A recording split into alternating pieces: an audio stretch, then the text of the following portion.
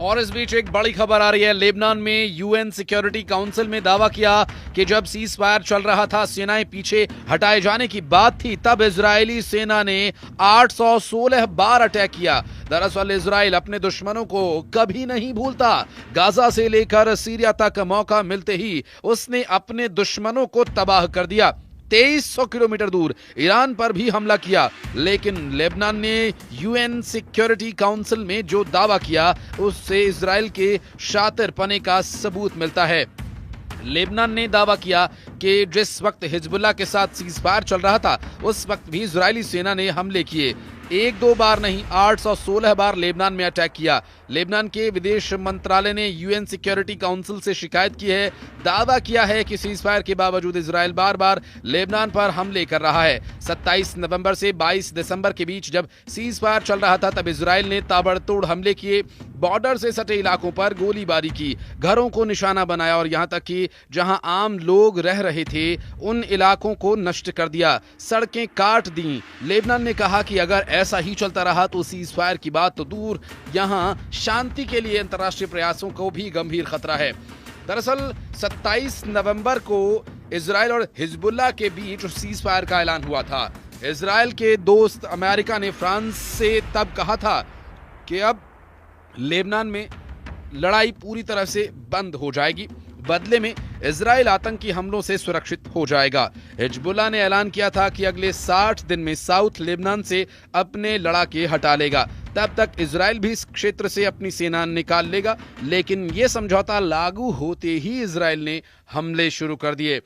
दरअसल इससे एक दिन और जो हमें नहीं भूलना चाहिए वो है 11 दिसंबर, जब इजराइल ने लेबनान पर सबसे बड़ी एयर स्ट्राइक की थी और इस स्ट्राइक में दक्षिणी लेबनान के कई शहरों पर ताबड़तोड़ हमले किए गए, जिसमें कम से कम 5 लोगों के मारे जाने की जानकारी भी मिली। लेबनान के स्वास्थ्य मंत्रालय ने कहा कि एनाटा शहर पर इजरायली दुश्मन के ड्रोन हमले में एक व्यक्ति की मौत हो गई और एक अन्य घायल हो गया। दरअसल बिंट जेबिल शहर पर इजरायली हमले में 3 लोग मारे गए, जबकि बेत लिफ पर तीसरे हमले में एक व्यक्ति की मौत हो गई। हालांकि इजरायली सेना ने इस पर कोई जवाब नहीं दिया। हालांकि जवाब इजरायली सेना अक्सर अपने हमलों से देती है। इससे पहले इजराइल ने ईरान की राजधानी तेहरान में घुसकर पूर्व हमास चीफ इस्माइल हानिया की हत्या की थी। तब दुनिया भर पर युद्ध का संकट मंडराने लगा था, और ऐसा इसलिए क्योंकि ईरान मिडिल ईस्ट का एक बड़ा देश है। वहीं दूसरी ओर इजराइल भी कथित तौर पर परमाणु संपन्न देश है।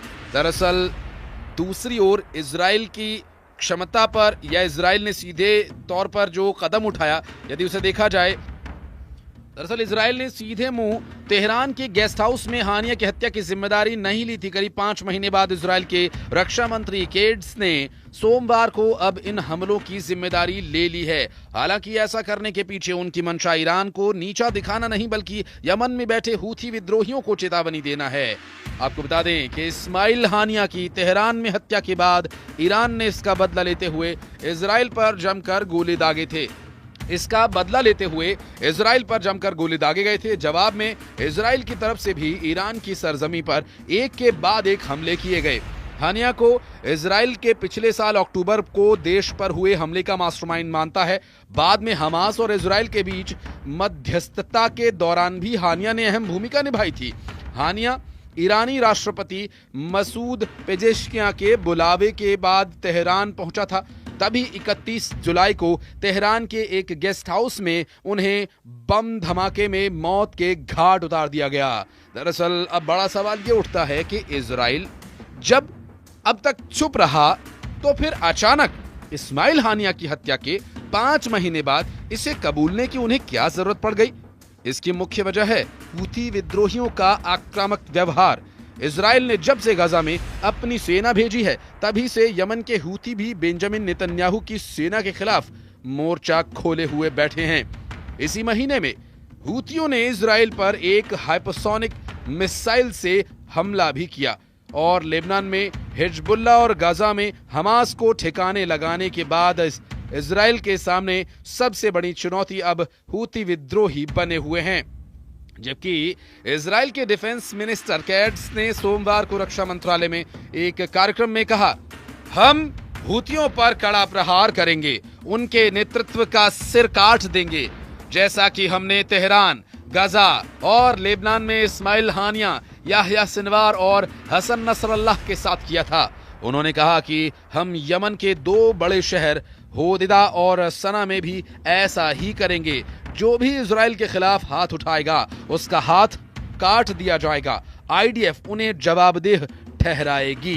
दरअसल इस पूरी जवाबदेही की जिम्मेदारी किसकी है, अभी ये भी एक अहम सवाल बना हुआ है और इस सवाल का जवाब तलाशना भी बेहद जरूरी है।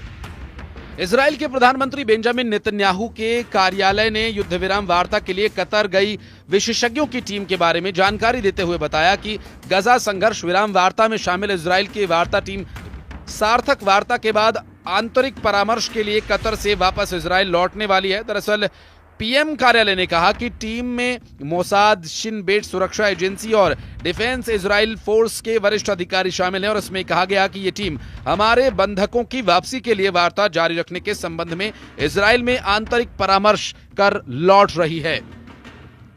मिली जानकारी के अनुसार इजराइल और फिलिस्तीन मीडिया ने बताया कि कतर, मिस्र और अमेरिकी मध्यस्थों के प्रयास में प्रगति हुई।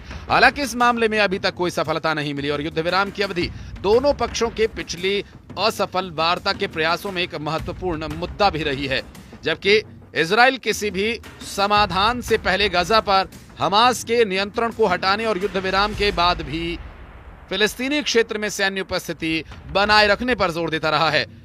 जानकारी दें कि 7 अक्टूबर 2023 को दक्षिणी इजराइल पर हमला किया गया था और इस हमले में 1200 लोग मारे गए थे और लगभग 250 अन्य लोगों का अपहरण किए जाने की भी बात सामने आई थी।